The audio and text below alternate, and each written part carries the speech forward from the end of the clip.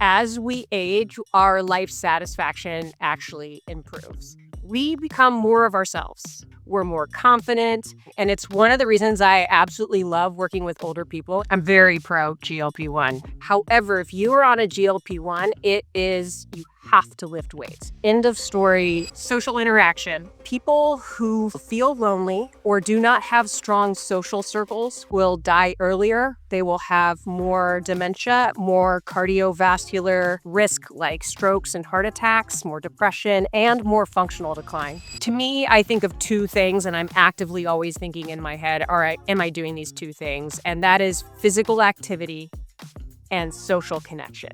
You need to just stay moving around and stay active in whatever way you can. You will do better than the majority of people in the aging process. Welcome to Cake for Dinner. This is not your everyday mom podcast. We laugh, we curse, we tell the truth, and we're here to ditch the perfection culture. Hi, friends. Before we jump into today's episode, I have something really special to share. If this podcast has ever made you laugh, made you feel seen, or reminded you that you're not alone in motherhood, I think you're going to love my new book, Cake for Dinner. This isn't a parenting manual. It's the stories I never thought I'd tell, the lessons I learned the hard way, and a reminder that none of us have to be perfect to be really good moms. If you've ever wondered if you're doing enough, this book is for you. Cake for Dinner is available for pre-order now on Amazon, and every pre-order makes a huge difference for a first-time author. If you'd like to support me and help get this message into the hands of more moms, I'd be incredibly grateful. Just search Cake for Dinner on Amazon or click the link in the show notes. Thank you for being here. Now, let's get to today's episode. Today's guest is Dr. Stephanie Rogers, a board-certified geriatric and maternal medicine physician, Associate Chief of Geriatrics Clinical Programs at UCSF, and the voice behind Age Well with Dr. Steph, where she shares evidence-based insights on aging, dementia prevention, brain health, muscle loss, and what women can actually do to stay healthy, strong, and mentally sharp as they age. Dr. Rogers, welcome to Cake for Dinner. Thank you. I'm so happy to be here. Yes, I'm excited. I think this is a big topic. I think I'm really hoping to be able to leave people with some information that they can implement and some awareness around some obviously super important topics. So if you're okay, let's just jump right in. Sounds great. Okay. So I think a lot of women are quietly terrified of aging. From your perspective as a geriatric physician, what are we getting completely wrong about what aging actually looks like?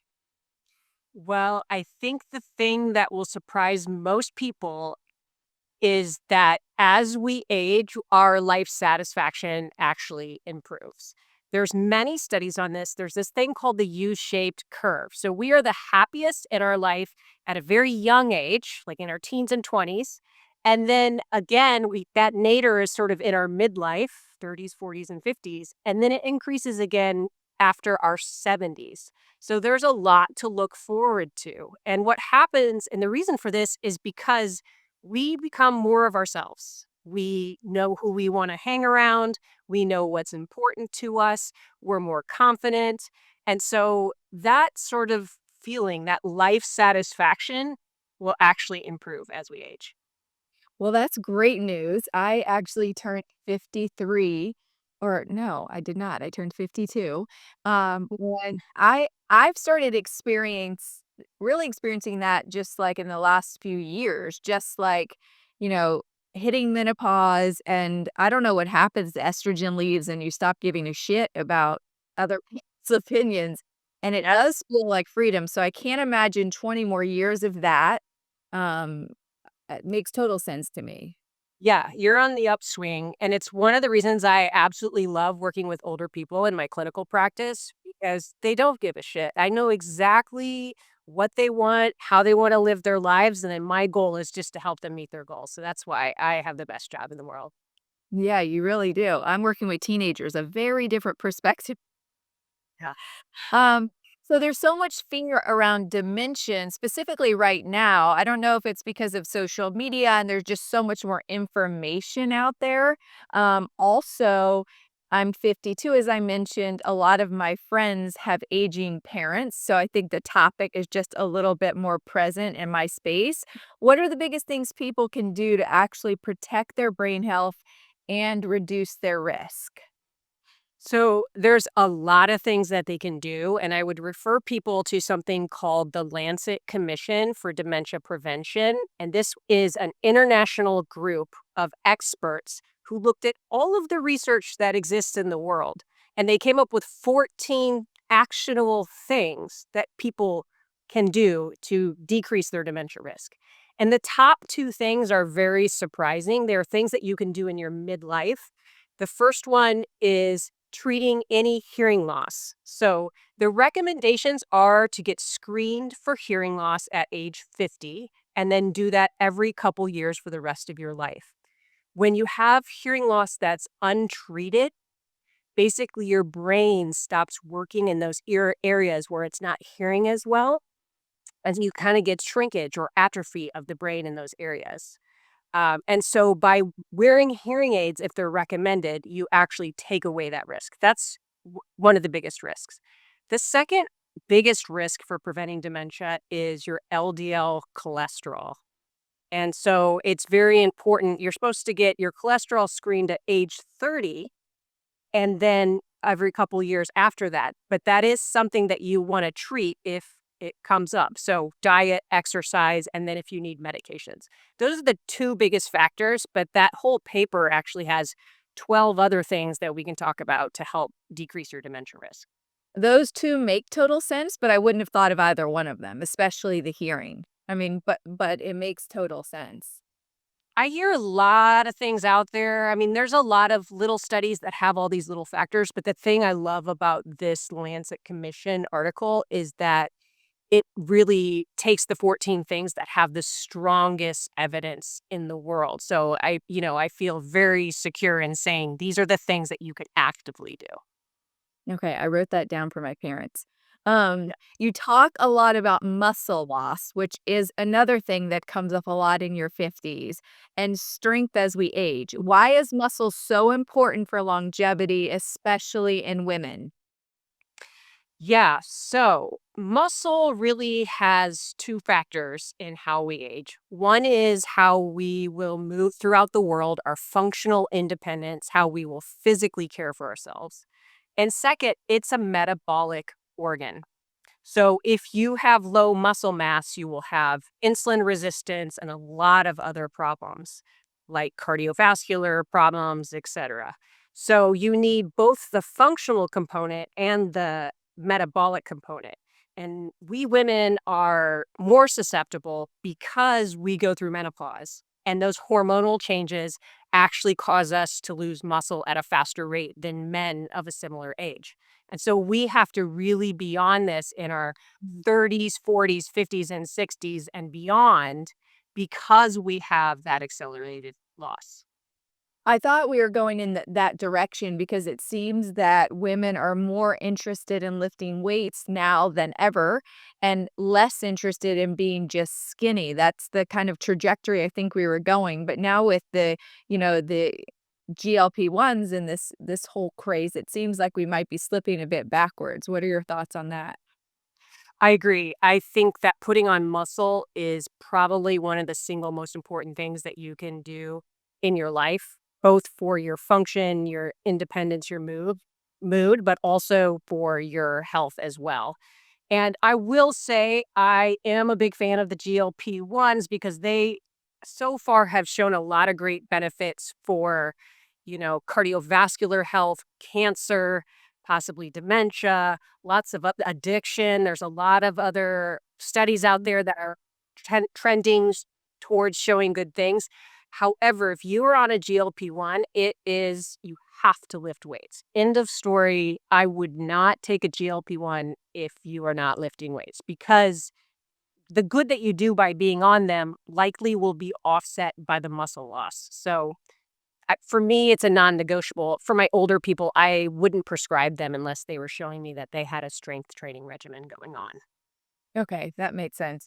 So I feel like a lot of physicians are anti GLP-1. You're pro GLP-1 with the right guidance and a heavy focus on weights. I'm very pro GLP-1 with lifting weights. Yes. And when you say you talk about weight training, like how many days a week does a woman in her 50s need to lift weights? Are you adding weight over time? Like specifically what? Because some people might go to a Pilates class 4 days a week where they're doing light weights. Does any of that matter? Yeah. So the biggest evidence shows that when you go from nothing to something, that first jump has the biggest benefit in your life. So if we're talking about anything at all, that's what I want you to do. Um, the way I sort of think about it too is people have to sort of set goals that are reasonable for themselves. People are moms, they have careers, they have lots of things going on.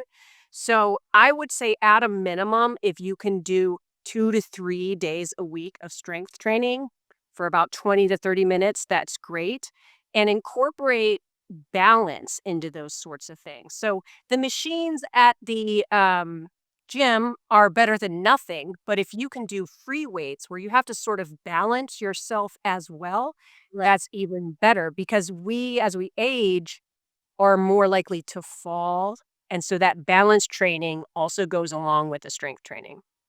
Oh my gosh, my parents are gonna love this episode. My parents are 74, and my dad's a doctor in exercise science, health physiology, so they're just, like, over there training for falling, they do grip strength, they hang, I mean, they're way more fit than I am, but, Yeah, those they'll functional things are really important. So if you can't do anything, like even just getting standing up and down from a chair without using your arms a couple times, lifting things down heavy from a top shelf.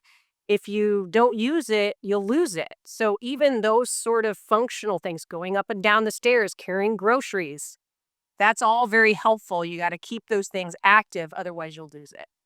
Okay.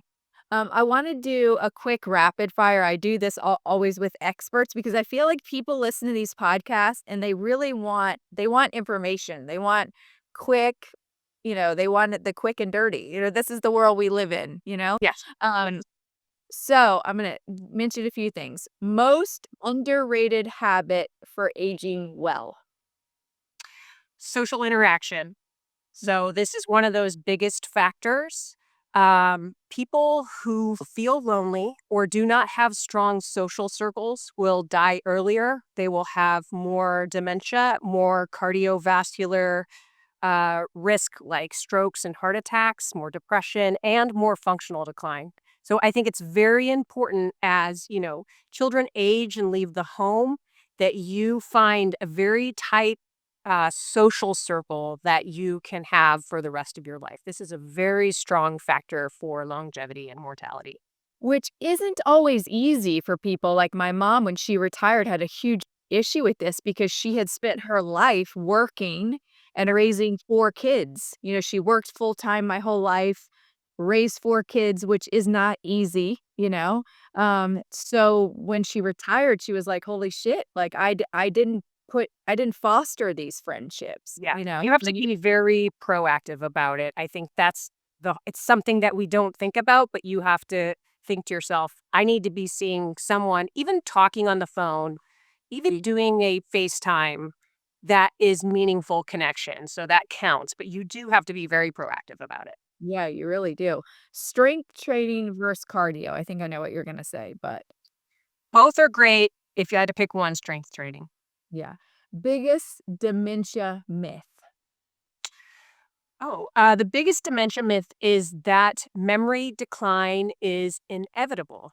So it is abnormal aging to lose your memory. The majority of us should be able to live if we have a normal, healthy brain, that we should have normal memory. And people get really worried in my practice, little slip ups. Where did I put the keys? Like Mhm. that's all very normal aging stuff. But when you have severe memory decline, that's abnormal. So I think the myth is that dementia is inevitable or memory decline is inevitable, and that's not true. Well, that's great news. Yeah. One thing women over 40 should stop doing.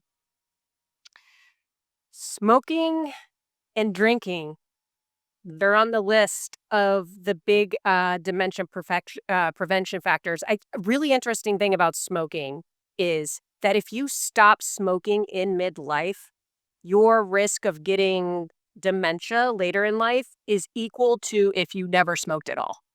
Wow, and what about vaping? Does that just go in the same bucket, or is it Yeah. yeah. Mhm. Well, your cardiovascular risk and your cancer risk is still elevated, but your dementia risk is the same. So stopping as soon as you can in your life is important. Although I've heard some talk about nicotine being good for you recently. So, yes, you'll see some of the longevity bros on the internet talking about nicotine being good for concentration, which is true. Some of them like chew nicotine gum Oh, when they're working, so they can like bro out and like get a bunch of work done. That actually has evidence. It does help you concentrate, but it's still addictive and it can cause like racing heart rate, anxiety, etc. So it's not without risks, but yes, it could help you concentrate. got it. Okay, I feel like that's super important because sometimes you'll watch a few clips and it just gets, all stuck in one bucket of like now nicotine is positive. Um, hmm, let's see. Most important factor for longevity that has nothing to do with diet or exercise. I would say this social I avoiding the social isolation thing. I think that's the one thing that most people overlook. Okay. Your personal non-negotiable health habit. My personal non-negotiable health habit right now is volunteering, which Oh, kind of hits all the big lifestyle things. It gets me out of my house, it gets me socializing. I'm physically active because I'm walking around doing things. Last year I did some tree planting, so I'm, moving around. It gives you purpose, which is very important as we age. And so I like the idea of volunteering because it hits so many factors. I like that. Um, one wellness trend you wish would disappear. I actually do not like the term longevity, the wellness term longevity. I am more of a health span type person, like what improves your health span, meaning it's not about the number of years that we'll live, but the number of good, healthy years that we live. And a lot of what we see on the internet is just like, how do you live longer? How do you live longer? And I think that's the wrong way to look at it. I think the right way to look at it is how do we live better for as long as possible. Right, because you don't want to just live hanging on by a thread. 'Cause Exactly. You want to have meaning and purpose. And yes, yeah, exactly. for sure. Um, I might know the answer to this one too, but what scares you more long term, isolation or poor nutrition? Isolation. Okay. Definitely stronger evidence for I don't worse outcomes. I don't feel like people would guess like how important that aspect is for aging. Exactly. I think that it's not talked about enough at all. Yeah, it's super strong. It's up there with the hearing loss and the LDL and all of those things. Yeah. Wow, interesting. Um, so women in midlife are carrying so much, right? Kids, aging parents, stress, careers, hormones. What does chronic stress actually do to the brain and body long term? And if you've gone through a huge period of stress or trauma, can you make that time up or can you sort of reverse the damage?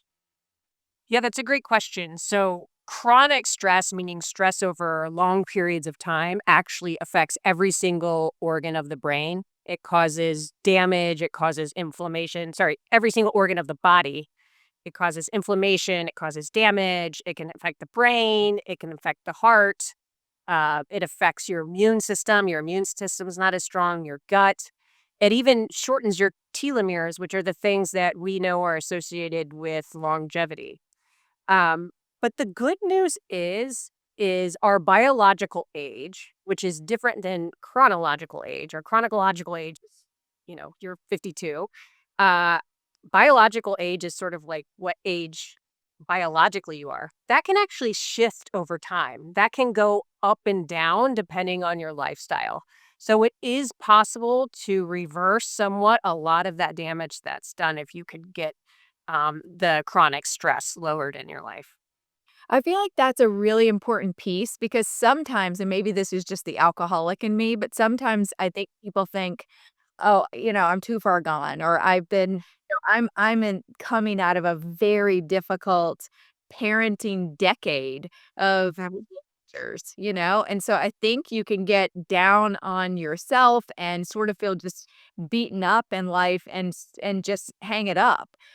Yeah. But the idea that you can reverse some of that with healthy choices is great news. Yeah, and I think again talking about the evidence that sometimes going from nothing to something is the biggest step. And so same here with chronic stress. Like if you're, all of us have stress. That's a known thing that's going to happen in our life. So if you can get periods in your life where you can decrease that or find things that can help you decrease the stress, every little thing is going to make a difference. Yeah, I had a woman on that was, like, talking a lot about the vagus nerve and how important, that was, and frankly, I didn't even know what vagus nerve was. I mean, I don't know if it's just me or what, but it feels like we're very uneducated in some, like, really important stuff. Uh, but she starts her day with sort of regulating her vagus nerve and, doing all these interesting things. And so it is great news for people that you can reverse some of the damage, and there are specific things that you can do. Any specific that you would advise people to do to reduce stress or to sort of work backwards if you've been in a hyper stressed decade or period? Yeah, I mean, I think again, every little bit counts. There's two big things that I do personally. So, one is I do meditate every morning, and I know that might be hard for some people, but even 30 seconds of that deep breathing can stimulate the vagus nerve and just calm you down. If I'm going to go into a big meeting or I'm in a conflict with someone, that's something I do before I have a conversation just to bring everything down a little bit. The other thing that I love to do, and I try to do once a week, and it's what the kids call now, silent walking, which is just walking with no headphones. The Gen Z has a term for this. For us, it's just what we've always heard. So mind blowing. Exactly. So silent walking, I go on 30 minutes, I go out to the park, I just look around at nature, at the world, just sort of be present and focused on the sounds I'm hearing, what I'm seeing. That does a tremendous amount for stress as well. I didn't have this written down, but I just thought of it. Is there any research as it relates to medication, specifically SSRIs and dementia or aging? And that's a good question. SSRIs actually increase people's risk of falling, which is sort of surprising. But we know from that Lancet Commission study that if you have dementia, or sorry, depression, that is a risk factor for dementia. And so treating it with an SSRI plus psychotherapy has the best evidence. So the two of them together have the strongest evidence for decreasing your dementia risk if you have depression. Okay. Um, you work with adults every day. What Mhm. are the common regrets or lessons people share with you about what really mattered in life? I imagine you have some amazing conversations. Oh yeah, I think that's the best part is I'm always getting great advice. Um, Most people regret not doing something. So this the regret of what's called regret of omission, meaning a lot of people tell me they wish they would have taken better care of their health in midlife because that sets you up so much for late life. But second, just all the things that they didn't do, the trip they didn't take, the relationship that they didn't pursue, the class education is always a big one. I wish I would have learned guitar. I wish I would have taken that painting class. Those are the most common things that I hear. So that just sort of leans to remind us to just start saying yes to things. Yeah. And I yeah, I'm in the year of yes, so, love-ish. That's great. great. If someone listening feels overwhelmed by all the wellness information online, what are the few foundational things you believe truly matter most for aging well? Because we are in this like time where there's an expert for everything. There's so many opinions. And I think for somebody who's not as educated as you in this, it can get confusing and a little scary. Yeah. Yeah. I always break it to me, I think of 2 things, and I'm actively always thinking in my head, "All right, am I doing these 2 things?" And that is physical activity and social connection. If you could, if you can just cut all the rest of the noise. You need to just stay moving around and stay active in whatever way you can, and make sure that you have strong friendships and social connections. Simplify it to that much, and you will do better than the majority of people in the aging process, most likely.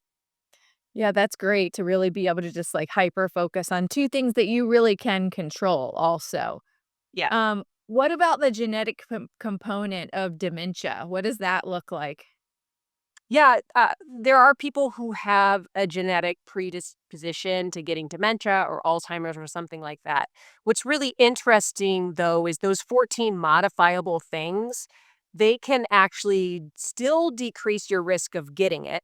But even if it's inevitable that you get it, your genetic risk is so strong, it actually decreases, it delays when it comes on, and it shortens the amount of time of your life that you have it. So it's still all those modifiable things you can do can still have an effect even if you have that genetic risk. And then how do people find out if they have that genetic risk? So you can get blood tests for it if you want. I if you're not aware of anybody in your family having dementia, it's probably not worth doing. But if you have a lot of people that have dementia, particularly at a younger age, starting in their 50s or 60s, then that's something to do. What's the typical age of onset? Oh, it's very variable. And the reason is because there are so many different causes of dementia. There's genetic causes, there's cardiovascular causes like strokes and things like that. And so it really depends. We see a wide variability. So anywhere from, late 50s to 90s sometimes. And how common are the different variations? Like Bruce Willis, he has a form of dementia, correct? Is that Mhm.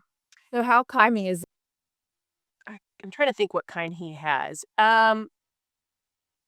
I there's a large distribution of the kinds. The vascular type of dementia is quite common, and that's just from regular cardiovascular disease. Same process that affects your heart eventually affects your brains.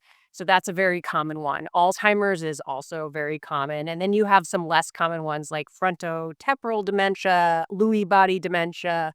These are all sort of different. And the researchers are still figuring out why these happen. They have some good ideas and they're trying to target some drugs for those ideas. The drugs aren't working that great, but that's part of the problem is that we don't have a solid idea of what's happening and causing all these problems.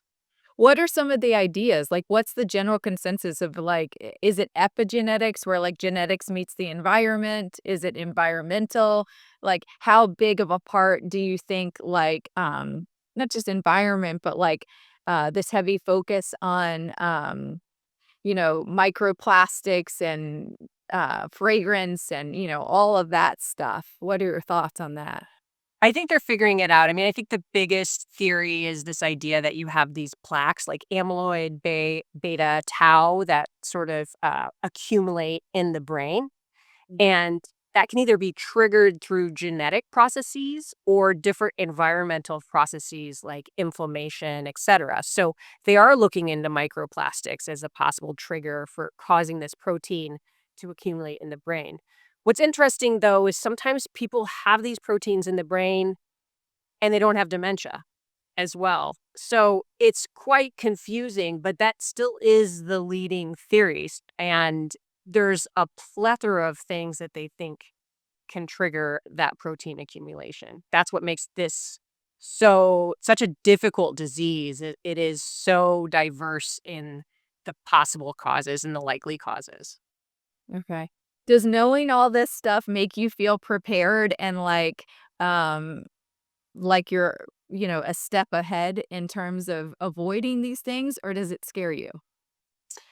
I don't think I'm scared. I think I'm going to do my best to set myself up for success, but I also know that things go as they go. Dementia affects more the people caring for the person with dementia. In most cases, the person with dementia is blissfully unaware that anything is wrong. Sometimes they can sort of notice, but for the most part, it's the family members and the caregivers that really are stressed by this. And so for me, I worry about my family and the other people that I will care for. Um, but I also know that there's just some things in life we don't have control of, and we can set ourselves up the best we can for success, and the rest we have to kind of let go of. On that, and this will be my last question, do you have any advice for caregivers of people in that situation? I feel like, because there's so much focus on dementia and, uncovering all this stuff scientifically, not a huge focus on the caregivers. Yeah, and unfortunately, women take the burden of that. Usually, firstborn women in the family are the majority caregivers. And so I think a couple things. One, caregivers really need to take care of themselves first. You have to put on your own oxygen mask first. Otherwise, you're not able to care for someone else. And I think, especially a lot of women who we have caregiving in our blood, really just go all out and stop taking care of themselves. I think also as families, if you have multiple siblings or you have friends or whatever, as a community, you sort of need to decide how are we going to help care for someone if something happens before something happens. Because what happens is usually one of the children, usually the firstborn female, takes on the majority of the burden. And then there's a lot of resentment and it can cause a lot of family situations. And so we're sort of coming up with an agreement of how this can happen together as a community to care for someone. And I also think, more preparation, the better, like, starting to have these conversations before you're knee deep in an actual problem. Exactly. I always tell children of older parents, like, start talking about financial things. Like, one thing that's really good is you need to know where all your parents' money is. Sometimes I have said, put them on the bank accounts because you can imagine things happen and then now no one can access the money and rent needs to be paid or the mortgage needs to be paid, and then now you're stuck in a lot of situations. So financially getting things in order, and most financial advisors can help with that. That's a common thing. And then also just medically making sure that you have your decision makers set out. So if something, I have this for myself, if something happens to me and I can't speak for myself, they know who to talk to about making medical decisions. I've talked to those people about what I would want or not want. And so Mhm. do that now when you're young, 30s, 40s, 50s, 60s, get set up and have those conversations, have those paperwork put in place. Because I see the other situation way down the road when none of that is in place, and then families are really scrambling. Yeah, and it really puts the onus on the people making those decisions that, maybe they don't wanna have to be in that position. Yeah, and they're usually in midlife caring for kids, and they have a career and they have a lot going on, and now they have to manage a super complex situation with their parents. Yeah. Totally. Great advice. Well, I am super excited about this episode. I had so many questions myself. Hopefully, this answers some questions for our listeners. If they want more, if they want to talk to you specifically or, find you, where can they do so? So I am on Instagram, TikTok, YouTube, and Facebook under the handle Age Well with Dr. Steph. And they can always DM me, send me messages. I always like requests from my followers about what they want to learn. And on Saturdays, I actually on Instagram ask or answer questions that people ask me. So I'll go on my stories and say, ask me a question about aging. And so I'm always answering questions every Saturday on Instagram.